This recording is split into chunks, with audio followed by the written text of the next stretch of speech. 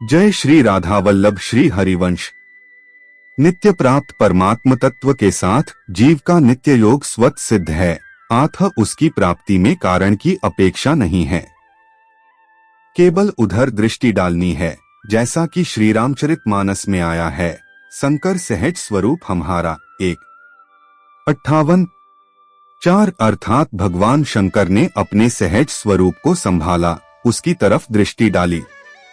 संभाली चीज वह होती है जो पहले से ही हमारे पास हो और केवल दृष्टि डालने से पता लग जाए कि यह है।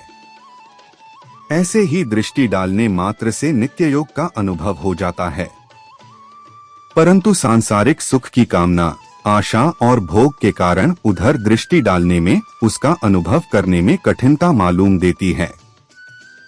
जब तक सांसारिक भोग और संग्रह की तरफ दृष्टि है, तब तक मनुष्य में यह ताकत नहीं है कि वह अपने स्वरूप की तरफ दृष्टि डाल सके। अगर किसी कारण से, किसी खास विवेचन से उधर दृष्टि चली भी जाए तो उसका स्थायी रहना बड़ा कठिन है। कारण कि नाशवान पदार्थों की जो प्रियता भीतर में बैठी हुई है, वह प्रियता भगवान के स्वतः सिद्ध संबंध को समझने नहीं देती, और समझ में आ जाए तो स्थिर नहीं रहने देती।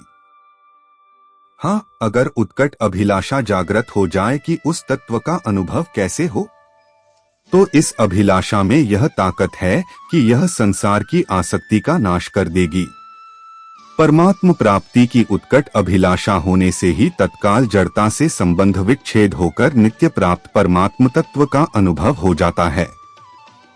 जैसे कितने ही वर्षों का अंधेरा हो, एक दियासलाई जलाते ही वह नष्ट हो जाता है, ऐसे ही जड़ता के साथ कितना ही पुराना यानी अनंत जन्मों का संबंध हो, परमात्म प्राप्ति की उत्कट अभिलाषा होते ही वह मिट जाता है। इसलिए उत्कट अभिलाषा कारण सापेक्षता से होने वाली समाधि से भी ऊंची चीज है।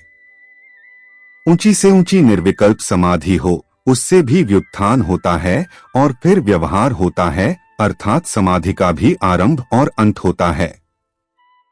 जब तक आरंभ और अंत होता है, तब तक जड़ता के साथ संबंध है। जड़ता से संबंध विच्छेद होने पर साधन का आरंभ और अंत नहीं होता, प्रत्युत परमात्मा से नित्य योग का अनुभव हो जाता है। वास्तव में देखा जाए तो परमात्मा से वियोग कभी हुआ ही नहीं, होना संभव ही नहीं। केवल संसार से माने हुए संयोग के कारण परमात्मा से वियोग प्रतीत हो रहा है। संसार से माने हुए संयोग का त्याग करते ही परमात्म तत्व के अभिलाषी मनुष्य को तत्काल नित्य योग का अनुभव हो जाता है और उसमें स्थायी स्थिति हो जाती है। फिर कभी दुख और भ्रमपूर्ण असत्य सपने सदृश संसार में कष्ट उठाना और भटकना नहीं पड़ता। गर्भ में आना नरक भोगना और मृत्यु रूपी भयपूर्ण असहाय कष्ट नहीं भोगना पड़ता है।